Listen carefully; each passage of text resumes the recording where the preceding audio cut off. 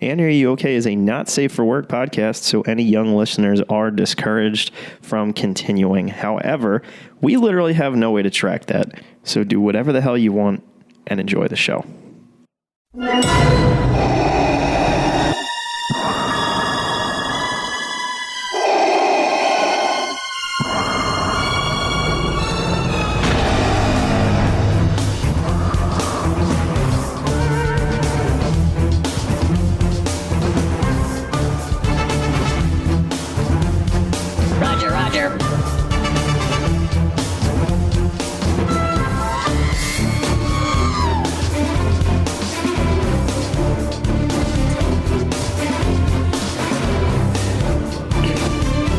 Mike, you know what I noticed today for the first time listening to the podcast? The ambient sound in the background. That's a really nice touch, man. I have a white noise machine, but I'll be turning it off right before we record. I stepped it up. It's actually like an amalgamation of lo-fi beats and ship noises from Star Wars video games. So thank you. Shit.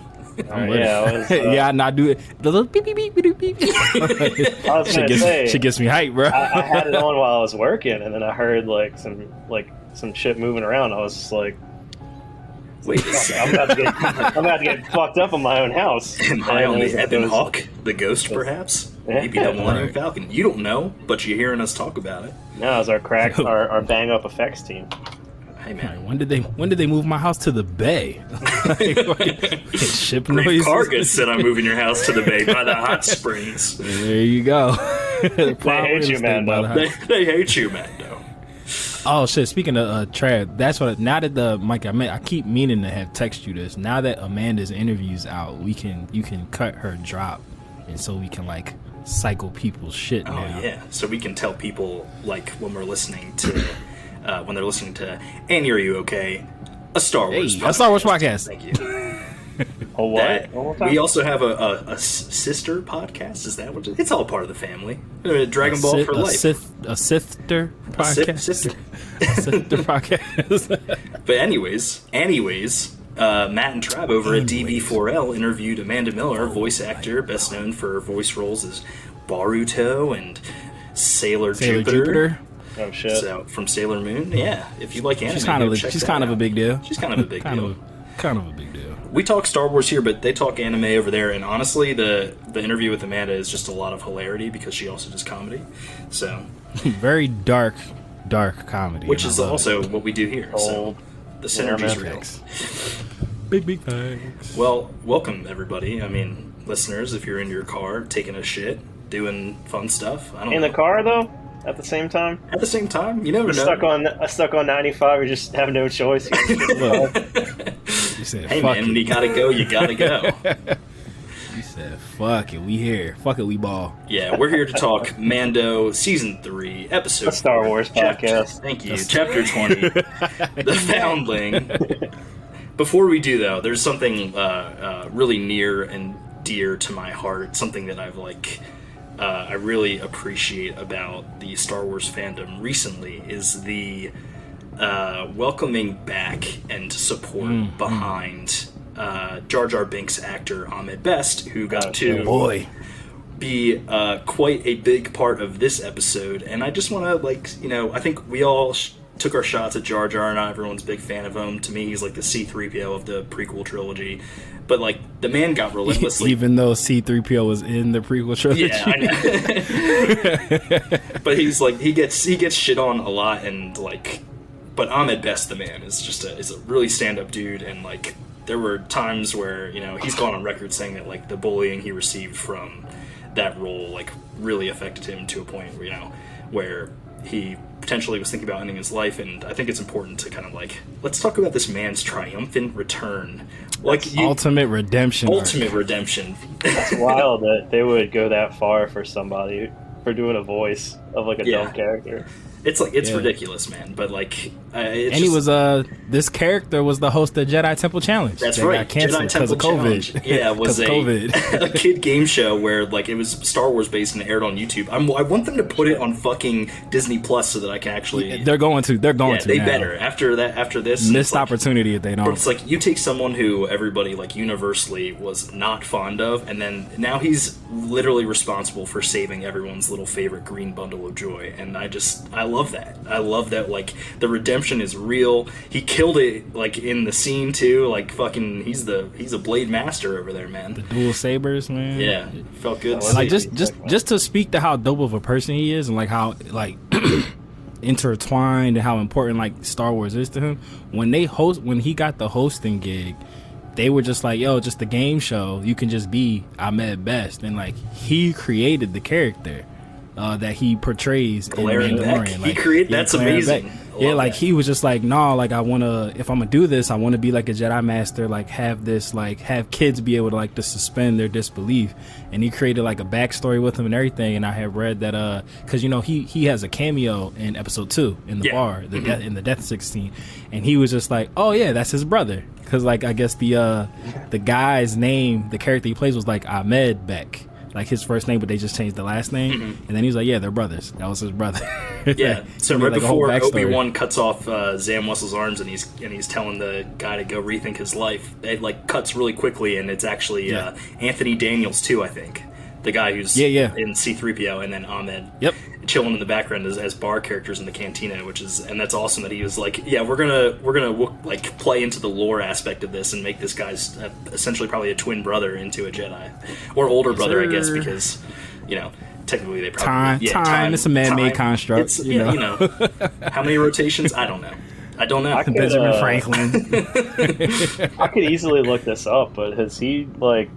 Did he take a step back, like, from acting after that, and like recently get back into it? Or? I feel like the answer is definitely yes. I know that he voiced Jar Jar in some Clone Wars episodes, and then had to take some time away because it was like bringing back some like probably post-traumatic stress like type feelings.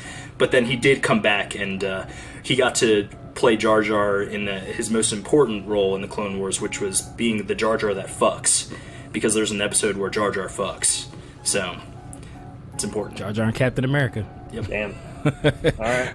They be fucking. But I'm super happy for him, because like speaking as a Star Wars fan, and especially like being in the black community, like we gave him a lot of shit, because there was like a big wave of people just like, oh, he Uncle Tom in this whole thing, like shucking and jiving, like it was Jar Jar Binks was like on some mammy shit. Like, a lot of people were like, a lot of backlash was like, yo, this is like somewhat blackface, like this character. Like a lot of people were offended, and, because we don't ever point the blame to the the creators of the show. We always blame the actor who's just doing his job. Yeah. So I can imagine having black people, him being a black actor being like, oh, you sell out, and like, why would you make him sound like that in the Misa and all that shit and everything. I could imagine that was a reason for him to be like, yeah, this ain't it, bro. Like, I'm out of here. And then to like kind of get a semi-redemption with Jedi Temple Challenge, and then COVID strikes and it gets canceled. He's probably, I can't catch a break. Like, but now ultimate redemption. That actually, so what his scene, I was so happy, because from watching like that scene so many times of the clone troopers coming in the temple and just killing all the Jedi, it was really nice to see one of them be able to fight back, like at all. For sure. These Jedi suck. we get like so few glimpses, kind of like from like just random Jedi's perspective in that moment, and like typically it's just them getting baked. And like the opening to Obi-Wan, that was also like another thing where it's like I knew he was dead. Like when the soldiers kept coming, like, damn, they about to kill the homie. Yeah, like he kept beating them. I was like, oh shit! Like, I was like, let's go. But yeah, like it was awesome, and we'll talk more about the scene like when we really dive into the chapter. But I just really wanted to take like a second to like, let's give this man his flowers, because he more than deserves it.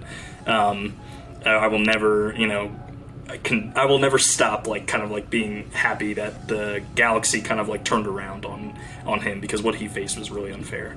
So glad to have him, you know, in full force as a master Jedi. Double entendre, don't ask him how. Yep. Can't wait to see where that goes. There's definitely some story implications. Can't wait to talk about it. So let's I guess dive in from here. We kind of dive right in. Yeah, we're gonna hyper dive right in, and let's talk about, you know, they're essentially training on this like planet, which got to give it to my better half again, Rachel, who was like, "Why are they still on this planet? There's so many monsters here." It's fucking Jurassic Park. It really is. They've made camp on Jurassic Park. Can you imagine like working out in the morning and then you just like damn, I just got my ass kicked. And you see a fucking pterodactyl just coming directly in your face. You're all sore and shit. Like, I'm not ready for this, man. Yeah, just bench like 350. Like you tired. But the part like when what was it, Ragnarok? Thor Ragnarok. When Thor Ragnarok got kidnapped. It was funny, like the two Mandos that were having the conversation. They was like, "Yeah, this has happened a bunch of times before." like, y'all stayed. Yeah. Well, when they do climb up into the nest, not to jump too far ahead, there's another Mando helmet like in the nest. It's like, oh, we didn't get everybody back. But he was just like, he was like, every time the Raptors come and take kids, we don't see them again. We're like, damn, this is like a regular occurrence for y'all. Like, the armorer was so unfazed. She was like, "All right, shit, we're gonna run play 17A to get this shit now."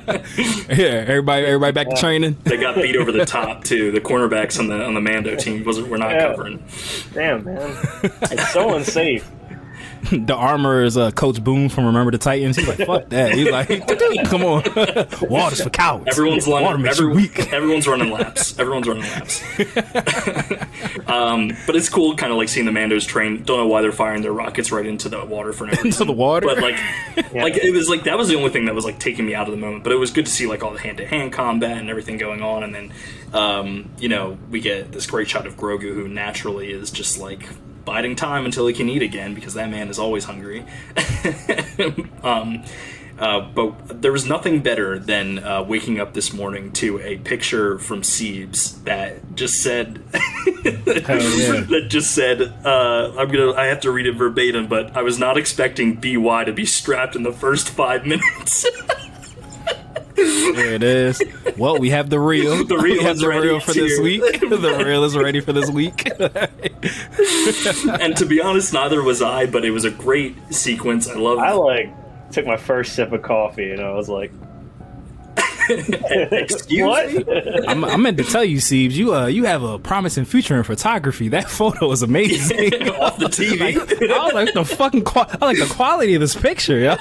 Usually when you photograph with a TV, it's gonna be blurry and pixelated. Yeah, I was like, God damn, this should import. Right after I said that to you guys, I was like, ooh. Yeah, right. He's like, this might be a little side hustle right here. You guys need a TV photograph? Let me know, man. I got you. So I love how he just gets completely like obliterated in the first 2 rounds of the training, but then Mando's like, "Come on, kid, like let's do it. Show him what you can do." He didn't just flip once; he flipped twice over this guy and 3 shots down. Yeah, he ain't had to do Thor Ragnarok like that. Yeah, like, in front of his dad. Like, he embarrassed me. Fucking Timmy Kimmel over here just didn't have it in him. Facts, little Timmy. Goddamn little Timmy. So that was awesome to see. But then the immediate fucking pterodactyl attack was just again, like I don't know why they're there, but I guess it hardens the Mandalorians and makes for a convenient plot device. So, like, it's funny because it's like the way Thor Ragnarok was walking away. Like, I feel like he was questioning if he really wanted to do this anymore. He's like, man, this might not be for me. Kicking sand and shit. He's like, maybe this isn't the way. He's like, damn. Gets abducted. I can't remember what they said. They said like, don't speak unless you know or something. Mm-hmm. Yeah, like, something along those lines. That little fucker just kicked my ass. I'm not. I know that. You're right. Yeah, I know. I just got my ass whooped. You know what he didn't know though? That he was gonna have to spend an entire night in a pterodactyl's stomach. Fact. Because like this kid just not digest. Like, I was so confused by it. That was another thing that took me out like a little bit. He pressurized his helmet, bro. They dropped the seed in episode 1. Turn that air supply on, though. He's gonna smell like shit though, dude, for a while.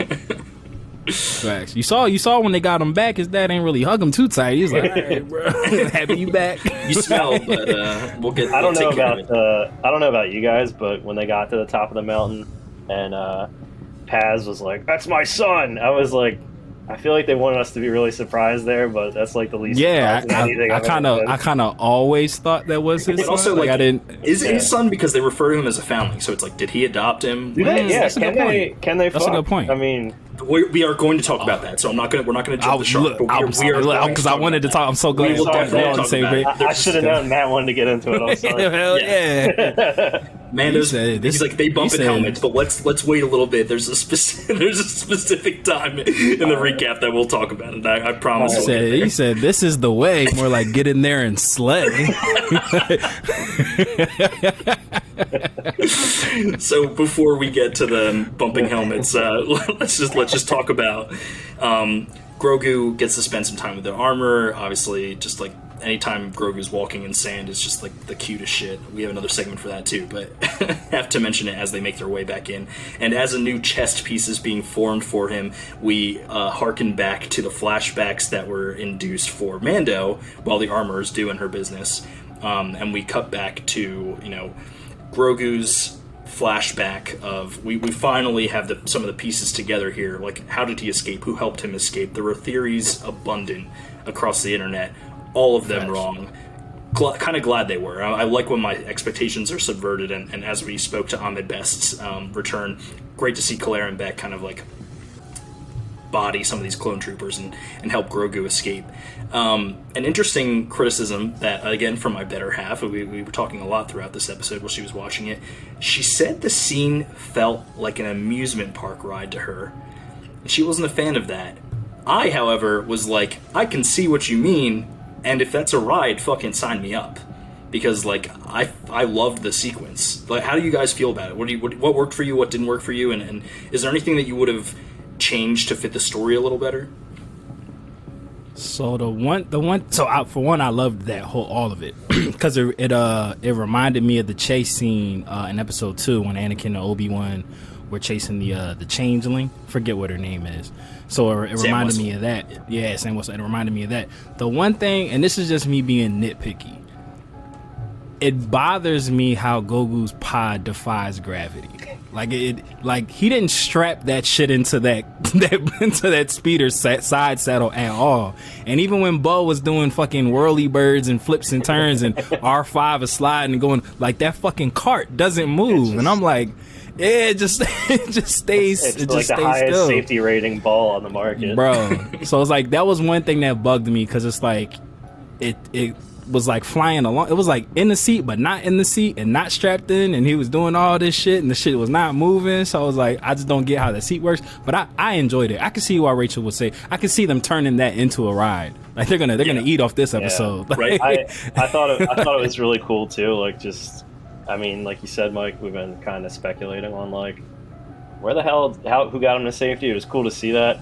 It was cool to see, like I said, a Jedi actually, like, be a Jedi actually Jedi. But what was weird for me, and I don't know if this is, like, if this armor's just got, like, some crazy powers or some shit, but it was, like, I'm really confused by what triggered that memory. Because she was like hammering shit. Yeah, that's. And then he was like, "Oh my god, I got shot at." It's like PTSD. Like, that's not even close. It would be a really interesting like lore thing if like the living waters being part of the like armor creation process. Maybe that's it too, because it did happen to I refuse to use his actual name. To Mando. Yeah. Oh, that's fucked up, isn't it? I can't call him Mando. He said, that's our word. Who you calling nerf herder? No, that's a good point. And I mean, you know, Disney's always going to Disney. According to Frozen 2, water has memory. So. Also in Moana. Yeah, there you go. The water. There it is. You can't go near it. It's dangerous. Not at this podcast. Let me tell you. So I'm going off of last week's episode, one, I loved the scene with the armor and Grogu because I feel like that's the most personable she's been since like when her and Din had that conversation before she fake sacrificed herself so he could get away from all this. That's like the most personable she's been. Now I'm super doubling down, but also confused that person has to be the bad guy in this season because I was like, we first were talking about maybe the armor could have been bad because she was acting super sketchy. But she's like mad maternal now. I've kind of definitely got off that way. Like she seems like she's squad. Like she like is like taking a liking to Grogu, gave him the medallion and all that shit and everything. He she's put like that shit on. He was like, he Cam Newton that shit. Yeah, He's like a bit of a Flava Flav necklace, but okay, yeah, 1000%. And then even like her like being reassuring to Bo and not saying like, "Bitch, you crazy? You ain't seen no Mythosaurus." She's like, "Yeah, you saw what you saw, bro." Like, but it's like it's weird. It's like I mean, I feel like we've talked about this before, Matt. But it's like the Italian/Jewish mother, like great, but like also like a little dismissive too at the same time. Yeah, the fact 1000%. Never fucking satisfied, but yes, like somehow like supportive. That caregiver instinct is always on. Yeah. The armor is Cyril's mom. This is where she's been this whole time. That's the Cerealian Cereal's mom. That's the energy she gives off. Never fucking satisfied. But she seems like I guess really Din being in apostate was really why she was being a raging bitch. Like, cause once she came out the other side, a new man, she's like really be like, oh my man, like never doubted you for a second. It took no time at all. Yeah, at all. Like and she was like, oh yeah, you family. You also got to think that like having Bo-Katan like also on her side lends to what the armor's ultimate goal is, which is probably the same as Bo-Katan, but in a different way. It's like, I think they want to go back to the culture of like the way, obviously like the way of the Mandalorian, like, and have that be established. But I think it's kind of funny, like all of the Mandalorians have kind of like the same goal, but like they view it differently. Like I think Bo-Katan wants to reclaim Mandalore out of some, duty-bound like feeling from like her upbringing and like her family. The armor wants to do it to restore the way of the Mandalore, and I think like Din is just like, he kind of like sees it from the followers' perspective of like there's more for all of our people. You know what I mean? Like he's definitely got the most like wide-eyed childish like view of it, where it's like it would be great if our like people were able to like come back and do it, and like whereas the armor and Bo-Katan I think have some ulterior motives to what they're trying to accomplish. It does feel a bit like they're rewarding some cult behavior, and like I've seen some discourse. It's like, I don't like the messaging of this, and it's like, come on, chill. Like we're not done the season yet. Like Din is literally a blind witness. Yeah, 100%. Like quite literally. So like let's get there, and like we'll see where the story goes. But it's like I doubt that they're like rewarding the behavior for it to not end up backfiring in the future. I think that there's lessons to be learned. There's always lessons to be learned from like the Star Wars like universe. That's what everything is about. The undercurrent of things. That's why there's always the fortune cookies. Abandon all your friends will abandon you at the beginning. All your friends will abandon you. when you have kids. When you have children, all your friends leave. The fortune cookies that are there in the Clone Wars for a reason. George Lucas has stated many times that like the stories that are here are like for the kids, for them to learn things, and like Dave Filoni's obviously carried that into everything he touches, which, hey, guess what? He wrote a lot of this episode, so like, there's meaning behind a lot of what's happening here. I think just to like kind of wrap up the escape from Coruscant, I did think it was interesting that when they land on the platform at the end, it's a Naboo ship, and it looked a lot like Padme's Naboo ship. Yeah. Are they maybe like, if Padme is there like in timeline crying about Anakin and the temple being on fire, is that Jar Jar ship? Is it like a weird way to kind of connect like Ahmed Best's characters in a way, and like that would be some shit? Wouldn't that be crazy? Because like the guards there are Naboo guards, and it's like who did he know that helped him get off world? And the only other person from Naboo that is on the planet right now is Jar Jar or Palpatine. So like pick one. that's a very Star Warsy thing to do, to have that be the through line, kind of as a way, like a tip of the hat, but also a way to him like to bury that character. Like, all right, cool. Like, yeah, I'm done with that. Like, right. This is me now. I'm a Jedi now. Yeah, like, I'll be kicking ass now. Like, I got this. Like, or whatnot. But I'm super excited. But yeah, just kind of just doubling back just on the like who the bad guy is. I could see Bo like weaponizing the way to like maybe like have the watch maybe settle some scores that she wants to settle, but I don't think it'll be like a turn. Like, I don't think she's gonna like betray anyone, be the bad guy. So it's like all signs lead to the doctor for me. That's some kind of on that hill still. She is homeless now, so she doesn't have anywhere else. Facts. Like, she don't got no friends. Do you think we see the two people that were with her last season? Like, I forget what. Casca Reeves and Axe Woves. Like, I wonder, like, are they still there? Like, where they? Well, not. I know they're not with her. They went down with the ship around when the house got Facts. They was in the kitchen. They're like, you hear that? No, it sounds like ambient noise. That's a good way to get rid of Sasha Banks, right? Yeah, right. Facts. Oh my god, I forgot Sasha Banks was in this show. I'm excited for things to come. But where were we at? Oh, we covered the Naboo escape. Yeah, so in the flashback, we have gotten through the flashback, and now we get to the Mandos having the meal at the campfire, which is where we can talk about Mandos be fucking. Mandos. All right, this is why I'm here tonight, boys. I want to hear. He's like, I'll make sure I'm coming back for this one. Matthew Porter and his takes on this. So I'm like, do they take the helmets off? No way. They can't. There's no way. They can't take the helmets off. They're definitely so they just butt ass with masks on. Like, all right, like, where's the circulation? Because you hold all your heat in your head. No. That's what the fucking thing is for when it goes. Oh yeah, the air. Oh, right. They insulate the shit. All right. Okay. I would imagine, like, because, you know, all the steam in there, they can really only do missionary. Like, you can't get too crazy. Yeah, you'll pass fucking out. With a helmet on. Like, yeah, you gotta, like, you know, Mandos be making love. That's what they do. They don't be fucking. They be making love because they can't do too much. Get run out of breath, start getting claustrophobic in there. This is the way. That's 1,000%. They do it Mythosaur style.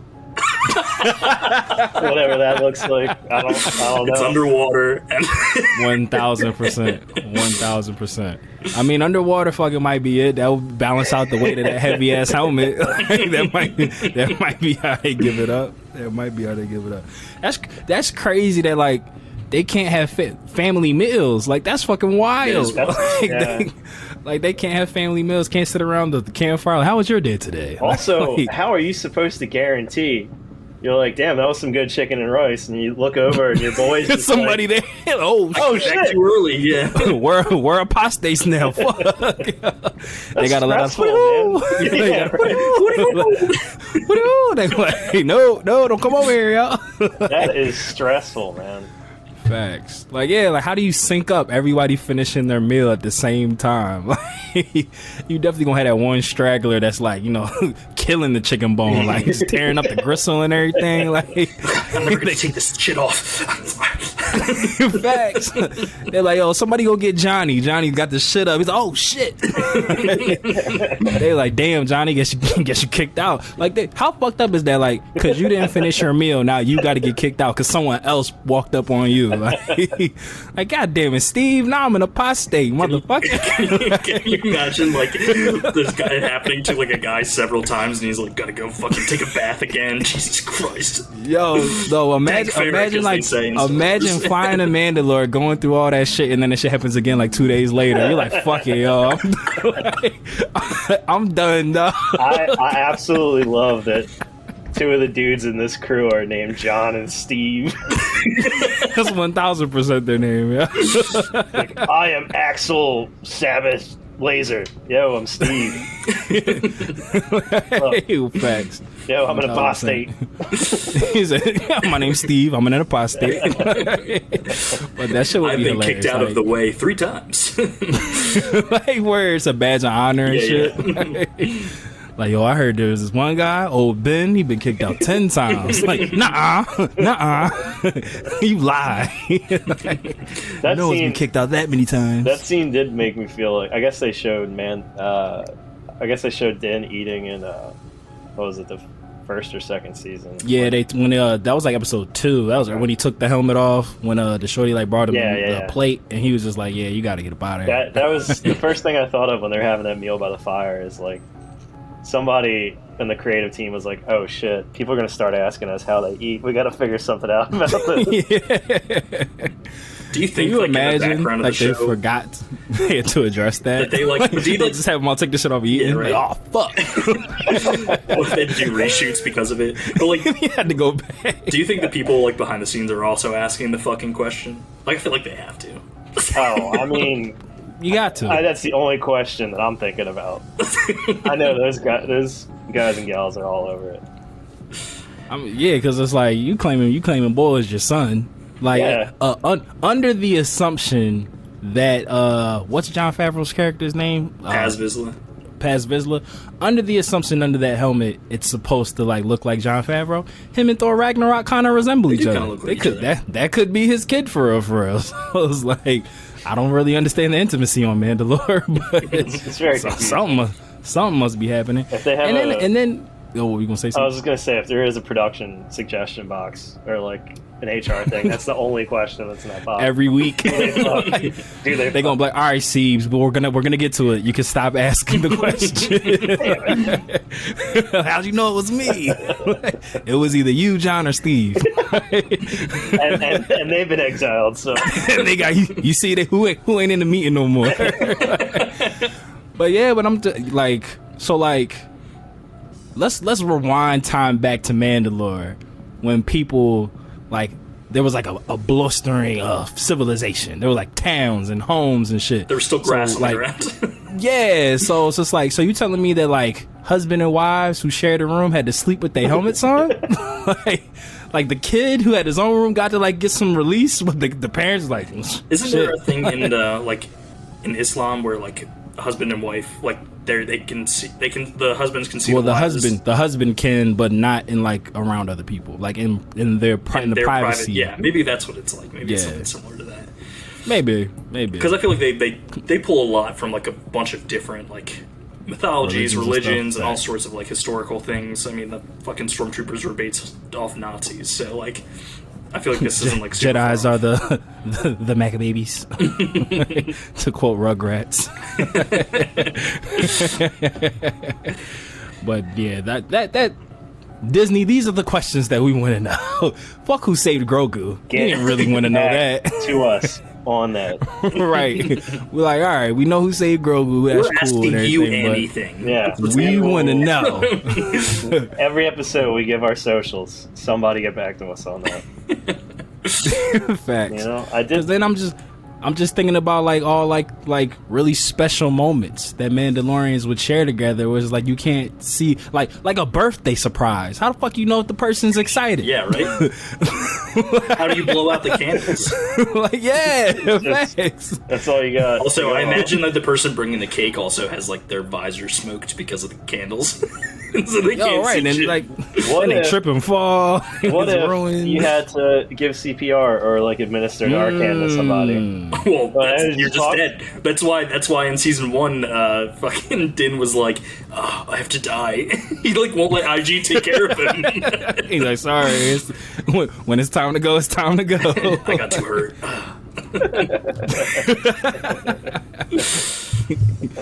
Oh man, Disney, get back to us. Yeah. we need these answers. All right, diving through the rest of the episode, let's get to the rescue here. They're equipped with like these longer ascension cables, and they gotta climb this fucking gigantic mountain. Which I really don't know what it is, but like the light in this shot is the most like daylight I feel like I've ever seen in Star Wars. I can't explain it. Like even more than on Tatooine, which has 2 suns. I feel like it was bright as shit. And they're climbing up this thing, and I love how they go through like the effort of showing everyone struggling a little bit to get up there. Yeah, Facts. and you knew the second they were like no jetpacks, or like everybody's using their fucking jetpack in this scene. That's guaranteed. I love the fact that they like put some realism and everybody kept running out of gas the first time they tried to chase after this. Ah, shit, I'm out. God damn it. Like, I love that part. It's like, in this economy, I ain't feeling that bitch up. Where are they getting the fuel on this planet, man? Yeah, It's all monsters and fucking water. that shot when Bo was chasing the dragon thing and like over the sunset, that shit was beautiful. That was like, cool. I was like, oh, that was fire. Like, that person needs a raise. Like, whoever did that. But yeah, that whole rock climbing, yo, shit like that. I don't think I'm afraid of heights. I think I'm afraid of falling. Cause like if I'm up high, but I know I ain't gonna fall, I'll be fine. But like 10-foot ladder, when I get to that third rung, I get a little shaky. Yeah. Well, like skyscrapers, I'm at the top. I can look out the window, like oh shit, like Empire State Building, look over the side. But yeah, a little 12-foot ladder, I'm a little shaky. Like scenes like that give me fucking anxiety, bro. Like climbing shit. Like when they was climbing the steps in Return of the King, I'm just like, bro, don't fall. It would be funny as shit if one of them fell and they just like I was waiting for left it in the episode. They're like, well, he's dead now. We can't. It would have been the perfect time for a record Wilhelm this scream. Yeah, Sure. I was waiting for it. that was it. That was the one, man. I was definitely waiting for somebody to like. I was waiting for that classic action movie. Someone slips and then the person grabs their hand. I got you. Like this. Yeah. Oh yeah. They fucking Predator handshake it. And then they're like, I thought I was a goner. Like, that's always the line. Like, That's the first thing I would say if I was about to die. And Yeah. Thought I was a goner. I'll make sure that I fucking have that like in my brain next time I almost die. Yeah, dude. Facts. Gotta pull that out. Believe it or not, happens more often than you think. So when they get to the top of the nest and they're like, they get the heat signature, I feel really dumb for like thinking that it was just actually fucking Ragnar in the I did too. I wasn't expecting like pterodactyl babies, but like it was kind of cool to see them come out and like Paz is like really struggling with his tiny little vibro knife trying to stop him. He's like fucking swinging it. He's like, get the fuck out of here. Yelling at it and shit. Ah! Those babies were disgusting, dude. They are. They're like cute, disgusting. I can't explain. I don't know, man. Like pugs. I love pugs, but they're kind of gross. Oh no, pugs aren't gonna listen anymore, Mike. Thanks. Well, Yali's gonna be mad. Oh, there goes our pug viewership. Yes, although I don't know what Titan is. So. He's a menace. Yeah, that's what he is. That's what he is. But I was with you, Mike. When I saw the heat signature, I was like, "Oh, they found him! Great! I was like, this is awesome." And when the mommy comes back and like pukes up Ragnar, I'm just like, can you imagine if it was just like he was like. She just like threw up into their mouths and like his Mandalorian helmet fell instead of him being like fully like just like being alive and ready. Like, I feel like it would have been way too dark for Star Wars, but Like, also he'd have been really like, funny. it'd have been like, "That's my son." They'd have been like, "That was your son." Yeah. He's like, "Fuck you, Steve." Call me an apostate. Eat my fucking meal 300 feet away just not to get fucking walk up on me while I'm eating chicken. I'm glad your son got in. That bird ate your son like I was trying to eat that chicken, motherfucker. Touche, Steve. Touche. And then, like Ceebs said, naturally everyone starts using their jetpacks trying to take this thing down. I knew the fucking instant it happened. It was like, they don't show shit unless they're gonna do something about it. But the second they fucking knocked Bo-Katan's like shoulder piece off, I was like, yeah, she's getting a new one.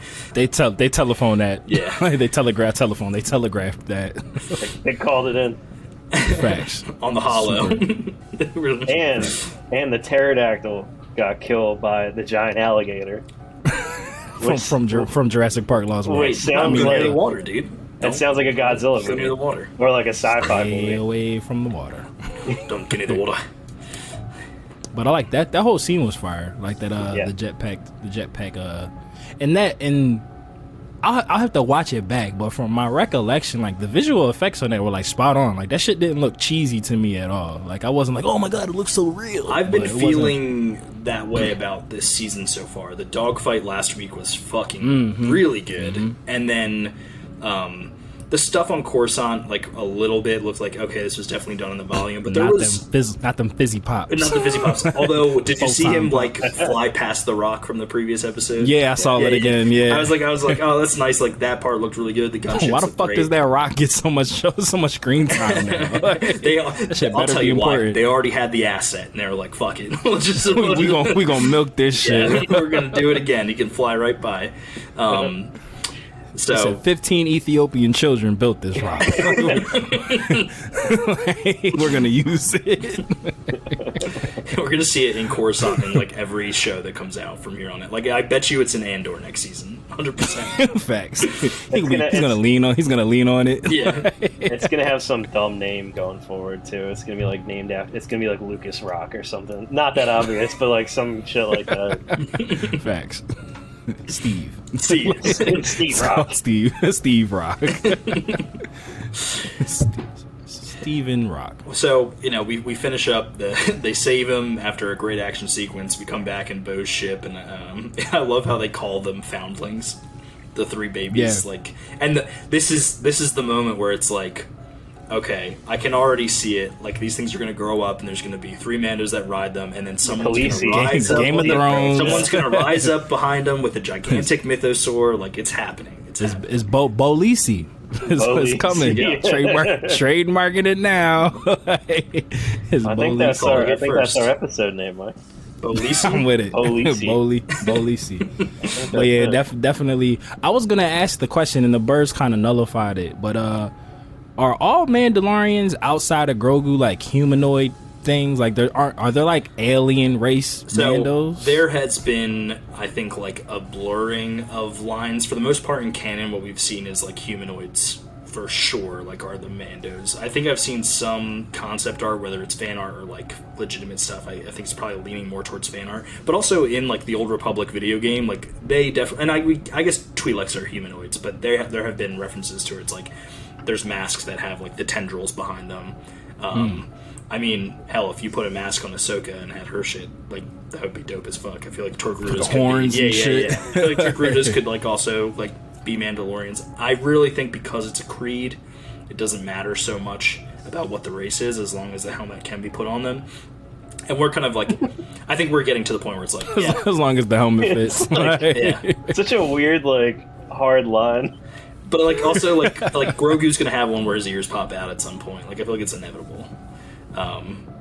So Disney said we need that eared helmet. yeah, for sure. Yeah. Halloween's around the corner. We need that eared helmet. Chop, Yeah. let's get that Anyway, shit come in on our now. fucking bank account right now. They said we know he only grows like every 500 years, but let's pick this shit up. Speaking of Grogu, let's cut to our favorite segment here on Annie. Are You Okay? Cue the sounder.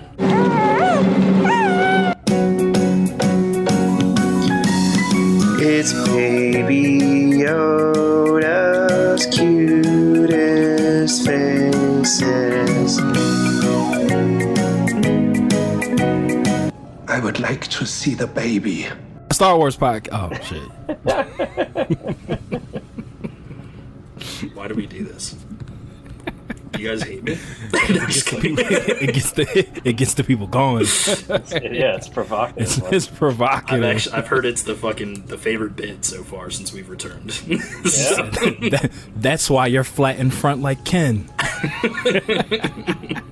Fucking Blaze of Glory. That movie was great. All right. So, anyone want to start it off on your favorite BY moments? Yeah. Ceebs wins. Segment over. Grogu strapping up with his fucking darts. Bang. That's one. There's gonna be a scene where they're like in bed at night and he's just gonna be like laying there, just gonna like So somebody's going creep. Somebody's going. He'll be like, be ready. He's gonna coo and shoot. I'm gonna go with this. It's probably gonna be my every time they do it in the episode. It'll probably be my favorite. Every time he closes that hatch to that egg, like, okay. when shit about to get hairy, like.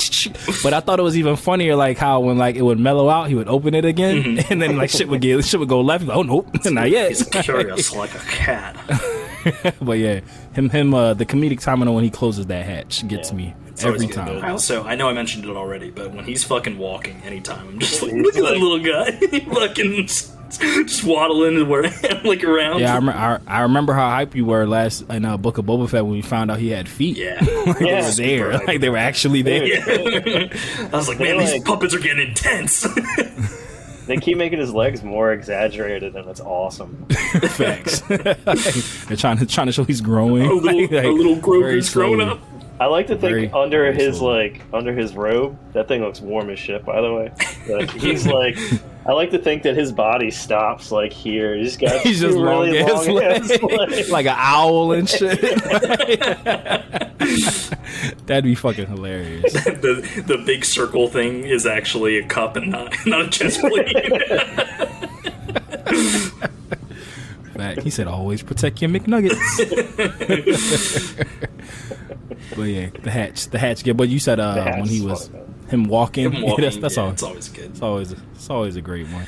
I also like how he didn't want to embarrass Thor Ragnarok because he knew he was gonna smoke boys. Yeah. Like, damn, that's his dad. His dad be fucking. Like, I don't want to embarrass him. Never gonna respect him again. Facts. Like, he gonna kick him out with Steve. He said, "I don't speak, but I know." Steve's not ready to be a parent. Steve ain't ready to take on a kid. Steve can barely eat by himself. He can't do shit. You know?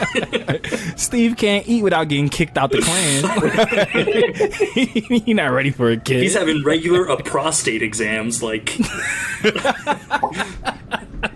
I do like to. I like to think though, when this isn't really a face, but when they were having that battle, and he got shot with like the darts, I like to think Din was like, "Fuck, we gotta get that shit dry clean now. I gotta get more." He's only got one of those.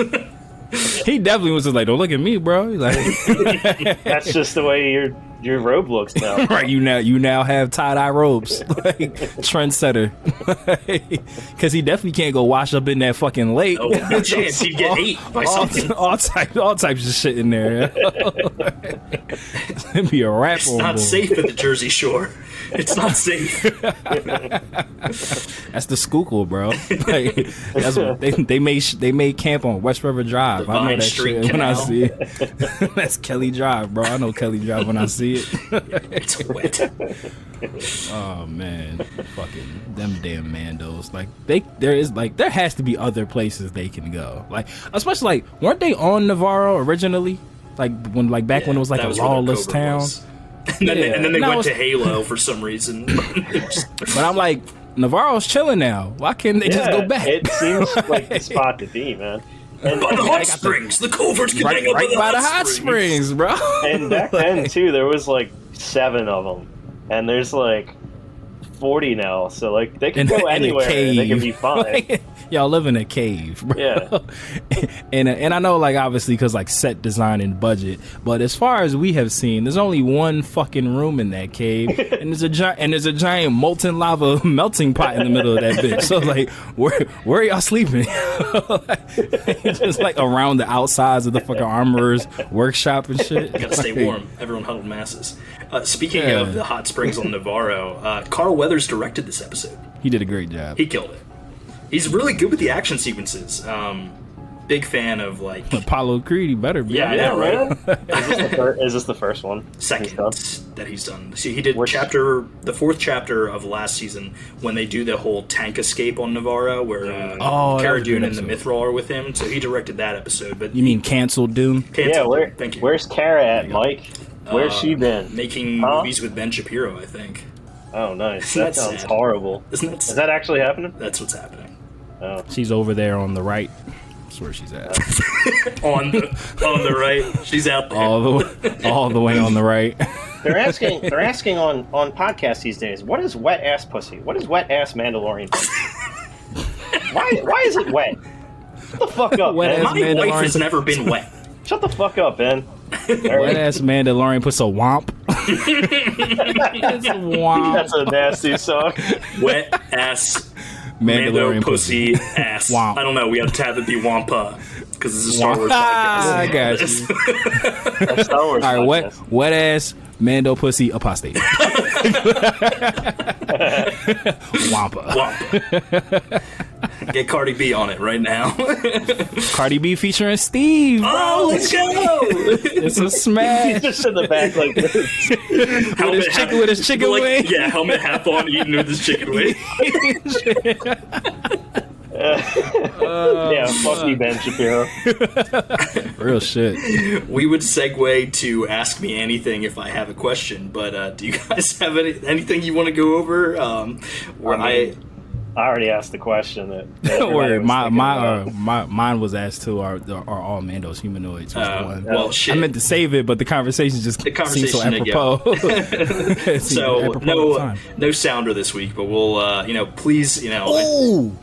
Okay, fine. Hold on. Hang on 1 second. It's time for Ask Me Anything. Star Wars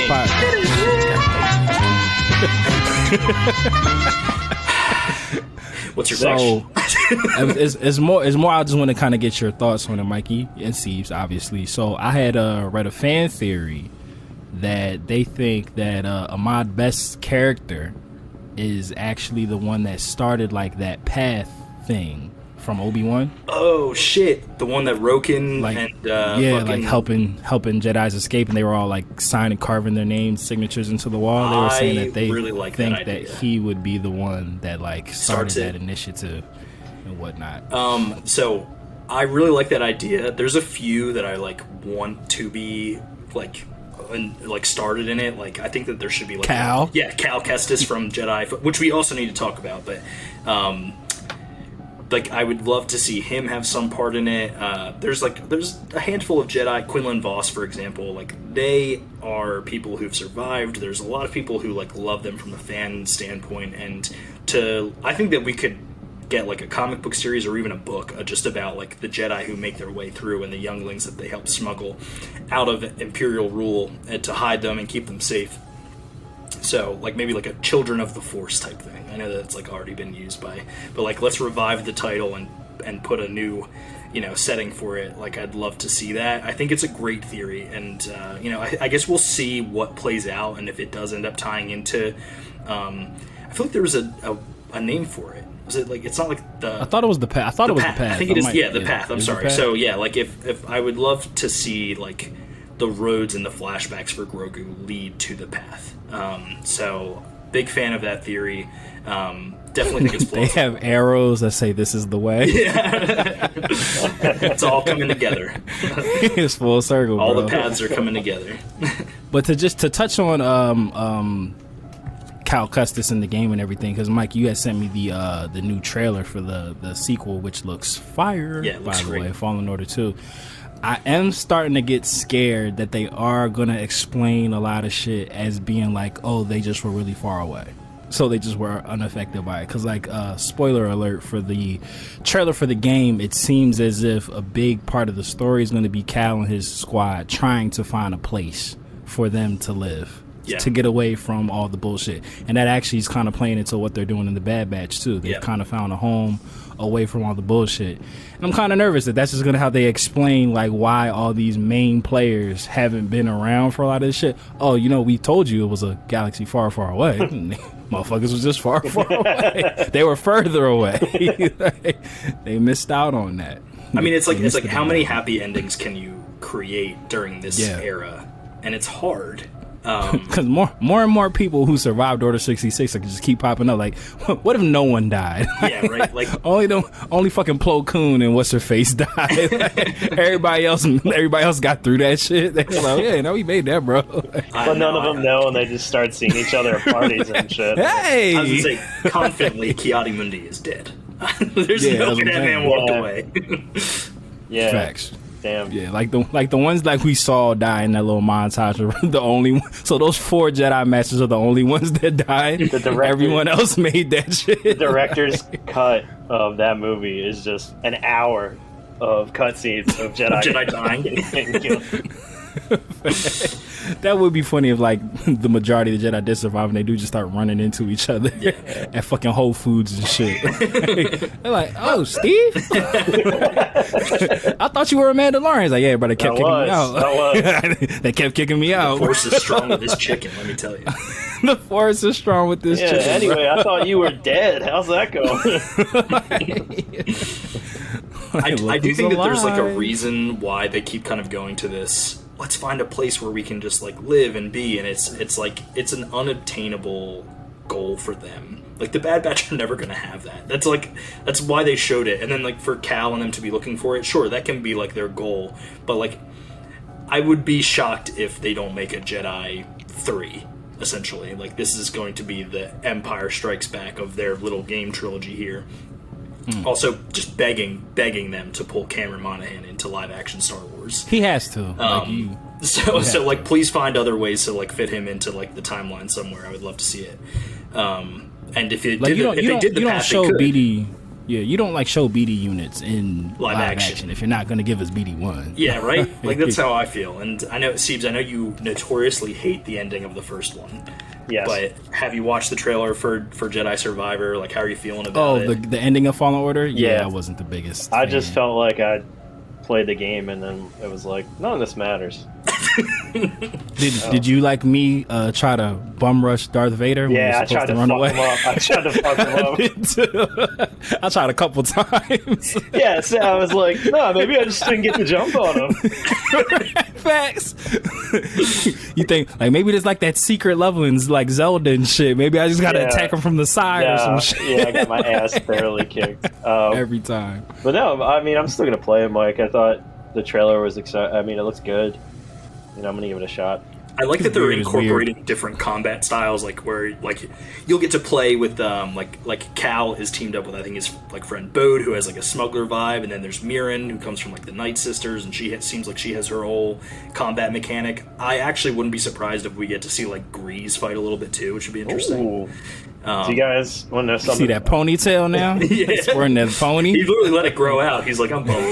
I'm not flying the mantis around, so I'm He's going for the guard. He's like a real gardener now. He's got a ponytail. Facts. fucking Big Lebowski and shit. Dude, that was the one part of that game that I didn't touch at all. I didn't find seeds. I didn't plant nothing. Oh, yeah, the plants? I didn't plant anything. Nope. You guys want to know something really embarrassing? So I played that whole game. I was like, man, this is fucking hard. I'm getting killed by like rats that are popping out of the ground and shit. I'm like 75% done the game and then like mistakenly locked on to somebody. And I was like, oh shit, that makes it so much easier to fight people. I'm getting my ass kicked by like the ninth sister because I'm over here just fucking At the wall and shit. And then I was like, oh, you can... Oh, right. That's like a huge thing I missed. That's okay, Ceebs. It took me 60 tries to kill Malicos, so I'm like normal. So Bro, that guy, he fucked me up. That fight and the last one where you fight the apprentice that turned evil. The second sister? I almost raged quit. Like, I was getting pissed. And then I was, because it took me like 10 tries, because you know, like, they split it in like 2 parts. Like, you fuck her up, and then she calls in the fucking attack droid to help her out. So, like, I was fucking her up, and then it was like, did the cut scene. I was like, yeah, gotcha, bitch. And then she called in backup, and I was like, fuck, there's another part to this shit. like, I was getting so frustrated. But yeah, Malicos was, that shit sucked. I hated that fight. Like my brother played that game mad late. Like I think he like just finished it, maybe like the end of 2022. And I like warned him. I was like, I ain't gonna spoil shit for you, bro. I was like, but you're gonna fight this wizard in this rock arena. You're gonna get mad. Do Dathomir last. Yeah. Skip that planet. For real. Fuck Dathomir. Skip that planet. All right, guys. Well, I'm excited for, I think we'll definitely still be covering Mando up to, we'll get closer to Jedi Survivor as it's not Fallen Order anymore. I keep wanting to call it Fallen Order 2. Fallen Order 2? Yeah. That's what I keep calling it, yeah. But, if more things come out about the game, we'll talk about them here. Very excited to, see that coming out. I'm really interested to see, like, where things go here.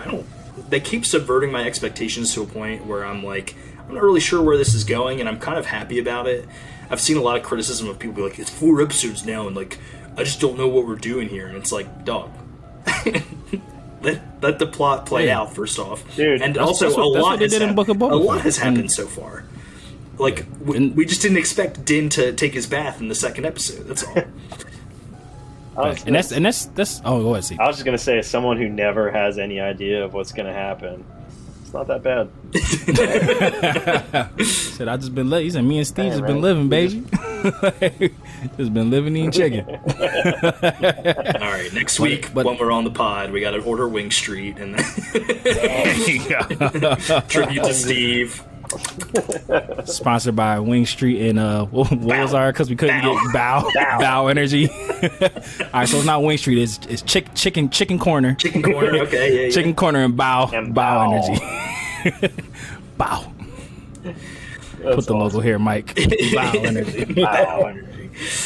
All right. Well, before we hop out of here and give you guys our socials, definitely want to say that a Star Wars podcast.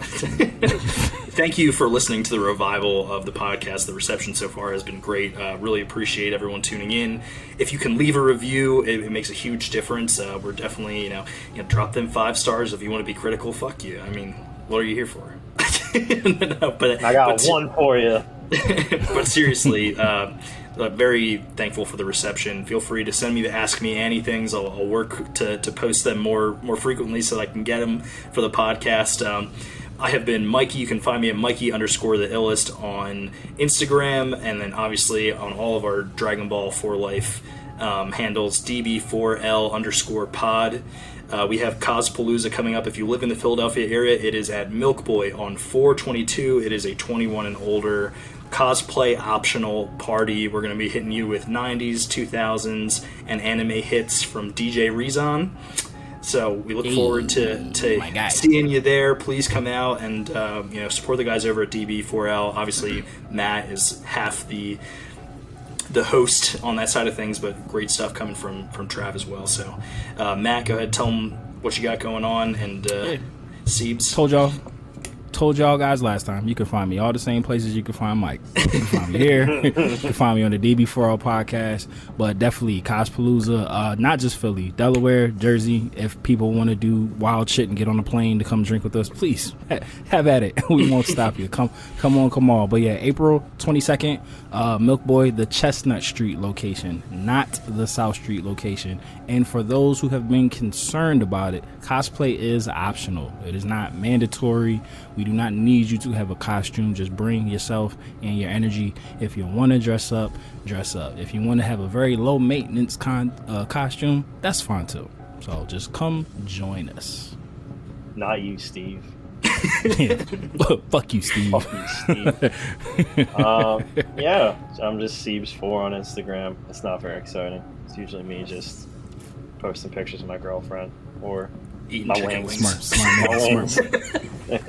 Smart man. Yeah, that's me. It's actually Ceebs is actually curating a bunch of content where he just eats spicy things like the blue chip challenge, and we get to see him suffer. Yeah, that's not real, but I kind of wish and it was. if you need high quality pictures of shit on your TV, this man has got you. Hit up Ceebs. Because let me tell you, that shit I got this morning was crisp. Let me tell you.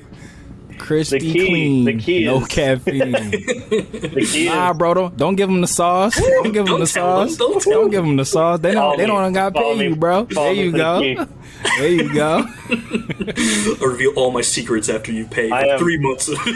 I am just gonna start doing a bunch of videos of me just eating like one chicken wing and staring at the camera. Gotta do it for the pod, man. You're locked in now. This is all promotion for Annie. Are you okay? Bow. A Star Wars podcast. Star Wars podcast. The bit will never die. All right, boys. We'll see you next time. May the Force be with you. And with you.